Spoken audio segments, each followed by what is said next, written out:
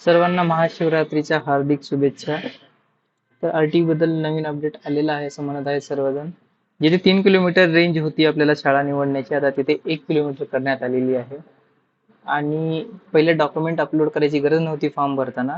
आता नवीन अपडेटमध्ये फॉर्म सोबत आपल्याला डॉक्युमेंट सुद्धा अपलोड करावे लागतील असे म्हणत आहे सर्वजण. असे काही ऑफिशियल वेबसाईटवर काही आलेलं नाहीये किंवा त्यांचं असं काही आलेलं नाहीये. नवीन अपडेटमध्ये असं येऊन जाईल सर्वजण म्हणत आहेत.